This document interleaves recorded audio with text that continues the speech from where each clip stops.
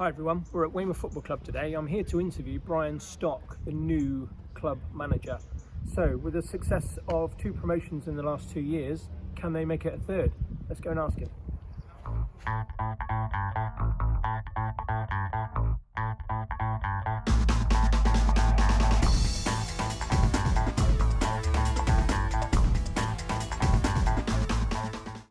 So Brian, thanks for meeting us today, just before the last pre-season friendly.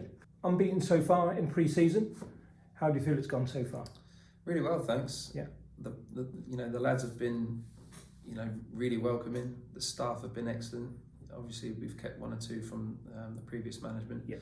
And the club in general, the board of directors, the chairman have made the transition from my previous job at AFC Bournemouth to Weymouth, a smooth one, and that's transformed onto the pitch as well in performances. Yeah, fantastic. So is it, for the best it can be, has things gone as you expected or better in pre-season? It's actually gone really smoothly. I'm waiting for something to crop up that's going to challenge me. But no, the challenge I set, the players was to try and continue the success that they've had over the last couple of years. There's 1 or 2 things that I feel that I've made a difference in terms of training. Yeah. The mentality, the attitude, the intensity that they train at. And so far so good. Yeah, brilliant. Okay. Well, look, just for anybody that doesn't know you, or maybe even heard of you up to this point, so just some of your highlights really, which I pulled out. So you've achieved 5 promotions in every division in the Football League as well. So that's pretty special.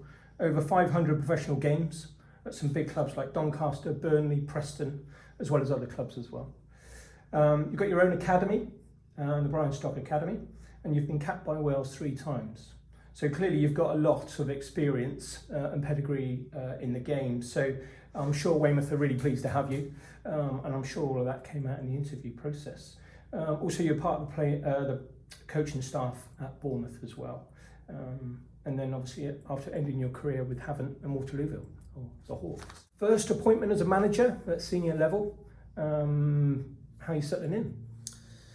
Yeah, first and foremost, I'm grateful for the opportunity given by Weymouth Football Club. Sure. They've put a lot of trust into me in a situation where I'm sure there's no doubt that having no managerial experience prior to this, might have maybe played on their minds. Sure. Obviously, looking back at what you just said about my career, as a player, I've experienced quite a lot of promotions. I've also experienced a couple of relegations and the reasons for that. The only promotion that I haven't achieved in all 7 divisions is the one that we're in now. So It'd be nice to achieve that as a manager. Yeah, fantastic. But yeah, hopefully I can withdraw on experiences with previous managers, and take a little piece from each one of them along the journey, and build my own philosophy with the lads I've got today. Fantastic. So the transition then from player to management. Obviously you're a natural leader, you've been captains before. How's that transition going? Clearly you can't go out and do it all for them on the field as much as you want to, but just trying to get your message across in your ethos into the players. Yeah, obviously at Havant I made the decision to go into coaching. Yeah. And decided to cut short the season with Havant when we was in the National League. That transition was very difficult. I found that very challenging on a daily basis, walking in with a laptop and being in an office rather than being on a pitch. Yeah. But in terms of looking at the best substitute for retiring, I think I found that at AFC Bournemouth. They really helped me with my coaching. They've developed certain areas, and I thank them for that. Yeah. When it comes to management, again, it's another step. What a great opportunity to manage Weymouth in the National League. It's an opportunity that I could never have turned down, and it's one that I was looking forward to. And even prior to the interviews, I almost put myself in a situation if I was manager for about 2 or 3 weeks. So I've done a lot of research on the club, which I think helped in my transition. Definitely. So continuing with the links with Bournemouth, many managers at Weymouth have used that link in the past. So you feel that maintaining that and you coming from there directly will help you to be able to use and utilise players that may become available to you. Most definitely. I think that's probably been, one of the main strengths that the club has utilised, and Mark done that really well previously, and when you look at the management there now, they're all ex-teammates, they're friends, so that link will obviously continue, and that has already been put into action with a couple of loan players, given to us. Yeah. I thank them for trusting them to give us their players. They're up and coming talent, and likewise, I think that would be benefit for both clubs. Definitely something that Weymouth can benefit from. So clearly we're in interesting times with the whole COVID-19 and everything that's going on, and it's caused lots of issues across the country. How have you kept in contact with the squad and making sure that everybody's following the guidelines and avoiding clearly the virus? Obviously, that's the most important part, to try and keep everyone safe and healthy. We've tried to follow the guidelines as best we can. When we train, we're usually the only sort of players on the pitch. There was once where we had others using half the pitch, but we socially distance ourselves. We make sure that we sanitise and do all the sort of government regulations. And obviously it affects everyone. The fans, obviously, we're desperate for the fans to come into the ground. Whether that happens or not, I don't know. I do believe that the season will go ahead, and I think that's important that that happens. Yeah, sure. I guess the players are having to dig deep on their own resilience at the moment, with a bit of mental toughness, and how football just ain't the same at the moment. So obviously for them to come in and still perform at the level that you need them to. How are the players adapting to all of this change? I think they're used to it by now. When that first came into place, and obviously the season stopped, it was all a bit strange, not just for us but for everyone. And I think one or two sort of actions that are getting put into place, it's becoming the normality now. People are coming in, they're sanitising, and we're almost sort of in our own little bubble. There is obviously guidelines which the club have to follow in terms of obviously supporters and people that have to attend have to be on the list, or they don't come in, and that seems to be a standard thing at every club. Player wise, they've dealt with it really well, and performances in training have been first class, and like I said earlier, that's transformed onto the pitch and performances as well. Perfect. Okay, so first year in the back in the National League, or the Gold Conference as it was back a while ago. So what reassurances have you been given by the National League that the right measures will be in place to protect both the staff and the players as you travel around the country? I mean, there is obviously still more information that the club will need to have off the government. We are still preparing as if we're going to be playing Altrincham first game of the season. That was the message that I put across to all the players throughout training over the last week or so. So that they're mentally ready to play. Great. If anything changes in the meantime, obviously we'll have to adapt, but our main focus is Altrincham, first game of the season. Absolutely, looking forward to it. It's away as well, isn't it? So, that's right. Okay, so you've worked under lots of different managers, and clearly in your first role as a manager, if you could only choose one manager that you could phone and ask for advice, who would it be and why? That's a very good question. In fairness, I've probably spoken to almost every single manager that I've worked under. I have so much respect for Sean O'Driscoll at Bournemouth. He brings a different side to the game in terms of management. He's a very, very clever manager. When you look at the players that he's brought through at Bournemouth, there's not many that are not actually coaching or managing. As we speak. He makes players think about training, and sometimes it can be challenging, don't get me wrong, but there's always a thought process behind it. So when I sort of put my sessions on, everything will be leading up towards the game in preparation for the boys to give themselves the best opportunity to get the result. Yeah, absolutely. Sports science seems to be becoming more and more a big part of football these days, particularly at the top level. Is that something you'll be looking to, or may have already introduced some sort of science around diets and all that sort of stuff for the players? Yeah, I think that side of it will play a big part in terms of fitness, recovery, I'm very fortunate to bring in Louis Lang down as my assistant, who has a master's in science. So he brings a wealth of experience, having worked in the Premier League with Crystal Palace. He's worked at AFC Bournemouth, Portsmouth, so he brings a lot to the table, and he's also a UEFA B qualified coach, so I've almost got the full package with him. Absolutely. So straight away, he's brought his ideas to the table in terms of warming up, strength and conditioning. Yeah. We've obviously got things in place with supplying fruit for games, nutrition, so that it gives the boys the best recovery, ready to go again for the next game. Fantastic. Okay, so obviously part-time club. How do you think that might impact your position in the league this year? I mean, I don't know how many other, if I'm truthful, I don't know how many of the other teams are full-time or part-time, but with you guys being part-time, do you think that will have an impact at all? I think it'll have an impact in two ways, really. Financially for the club, it's almost a little bit reassuring that, we are part-time with the COVID situation. The other players have jobs, so they have other incomes coming in. Yeah. So that, for me, is a bit of more reassurance for players and the club. When it comes to the full-time aspect, I experienced that as a player with having a Waterlooville, and I found that fitness, particularly in the last sort of 10 or 15 minutes, really told, and we lost a lot of points on the road, especially in that sort of time frame. Okay. So again, with the squad that we've got and the numbers and the quality within the squad, we're going to utilise every single one. So my message to the players, is to make sure that whether you're playing, you're starting, on the bench, in the stands, we're all together as a team, and really try and sort of, keep that morale, which has given them so much success over the last 2 years. Yeah, absolutely. Brilliant. Okay, so obviously first job, now in situ, few weeks into it, season looming in a week or so. What expectations does the club put on you in your first year, and what would constitute success for you in the first season?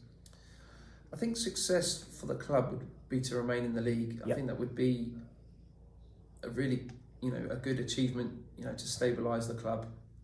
However, if I had the mindset of just wanting to stay in the league, I probably wouldn't have took the opportunity. Sure. I'm very ambitious. I was as a player. Yeah. When it comes to the end of the season and we've stayed in the league, great. However, there is that sneaky feeling and that little inner belief that I think we can surprise one or two this year. Yeah, I'm sure you probably will. So over the past few years, Weymouth have been very open about their financial position and being stable. Many teams in the National League are reporting that they're struggling without the revenue through the turnstiles. How are the finances holding up at Weymouth at this stage? Yeah, as far as I'm aware, they're comfortable. Good. They are not in debt. Yeah. They own their ground. So in terms of finance, we're in a healthy position. Yeah. A lot of work is done behind the scenes to ensure that we're not putting ourselves in jeopardy with that. And I do believe that although we will have one of the lowest budgets, if not the lowest budget in the league, I've inherited a very, very strong squad. Yeah. And I believe that we have the ability, like I said, to maybe surprise a few. Yeah, I'm sure you will. Brilliant. So that just brings me on to a couple of questions from the fans, which I picked up through the fans forum. So Jamesy, you've inherited a good squad of players. Do you have any other players on the radar that you'd like to add to your already good squad? The answer is yes. There's one or two positions that I feel that we would probably need a bit more. Okay.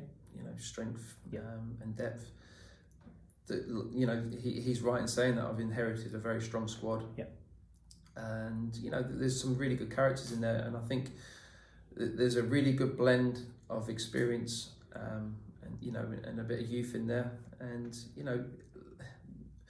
although I won't actually sort of give you some names, there's definitely one or two players that we've been speaking to, and not only that, we have so many players that come to us, in terms of agents and clubs, and now we're in the National League. Absolutely. I think we'll attract a few more players. And I think Weymouth has taken the spotlight with a couple of promotions, obviously back to back. We're certainly getting back on the radar, or certainly you as a club, and people will be looking in to see what's going on, and clearly how you then progress and move that team forward.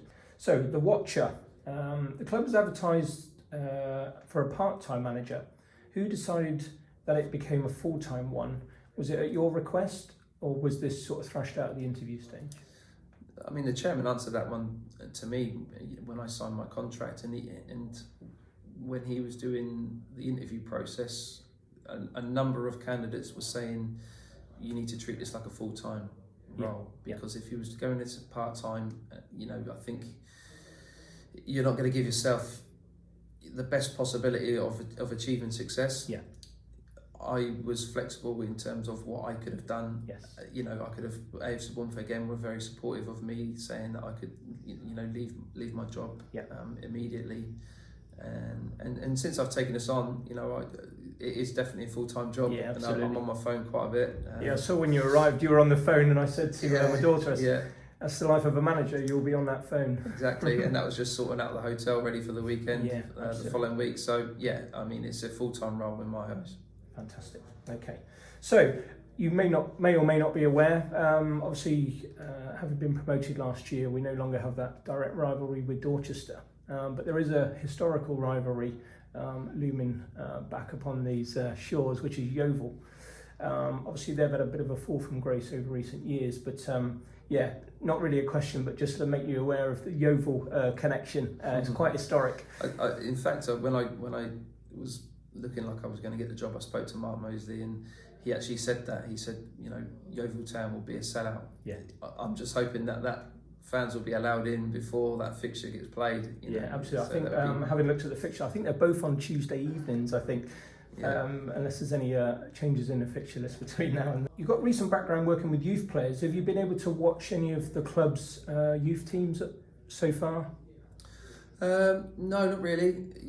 My main focus at AFC Bournemouth was right the way through the academy. Sure. So we worked with a variety of ages, right the way up to assisting at 23s level. So one or two of the players that are actually on our books, I've worked with previously. When it comes to sort of focusing on what we want to try and achieve, my main focus has been on the squad and trying to implement one or two changes to try and benefit the players. So I mean, when things settle down and I do find time to sort of go and watch other games and things like that, that would be something that I'll definitely concentrate on. Got a couple of good sides actually across the youth system, so they're definitely worth a watch. Brilliant. I would suggest. Okay, so in relative terms, Weymouth's quite a small club. You've signed an initial 2-year contract. What are the responsibilities as a club given you within your manager's role, other than just looking after the team? Well, one of the questions I got asked was, are you just going to be focused on the team? Now, straight away, I come here and my mind works like overtime, and I'm thinking, well, what can we do? How can we achieve more money, more revenue coming in? Sponsorship. Yeah.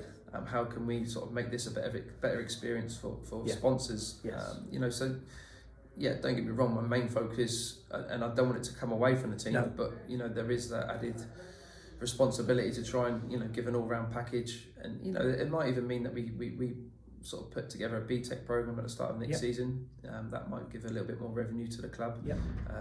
We might do holiday clubs for the local children and try and get that sort of community feel. And again, that the money that we could potentially make off of that would again go towards the club. All goes back into the team. Fantastic. So, clearly a club of this side often needs that local support. What can the local community do to get involved with the club?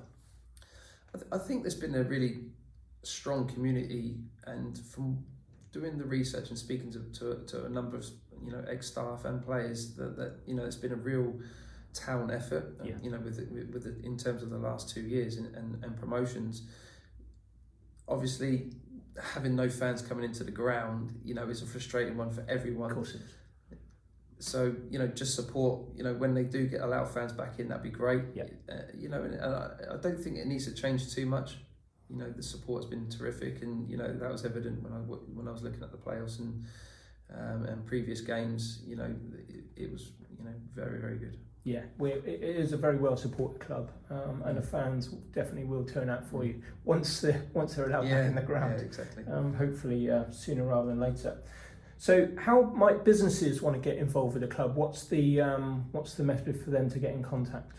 Well, we launched sponsorship for the home shirt. Yeah. That's a fantastic opportunity. That is like £250 plus VAT. Yeah. That will go into a draw. They'll pick out the winner. But it doesn't stop there. You know, they'll each receive a signed shirt and, you know, sponsorship on one of our advertising boards as well. Great. So again, you know, trying to get that community, trying to get the local businesses to sort of, you know, support the club. Yeah, absolutely. Especially at these difficult times. You know, I think it's something that we're going to need on board, you know, in order for us to be successful. Yeah, and I'm sure many local businesses will support you, and I'll put a link up on the screen here for everyone to email into. So listen, thanks again for sitting down with me. I know you clearly got a busy schedule. You've got Ebbsfleet turning up today for your final pre-season. We're going to catch a little bit of training, hopefully.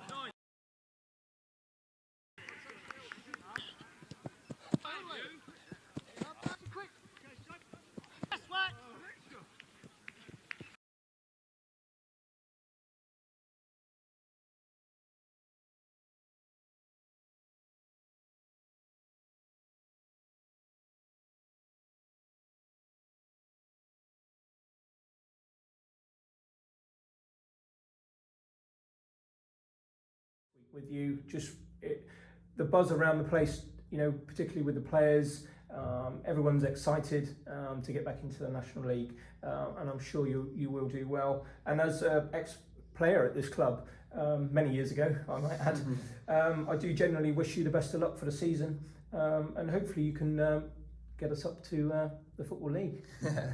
Who knows? Yeah, absolutely. Thanks for your time. Cheers, Brian. Cheers, thanks. You. Nice one.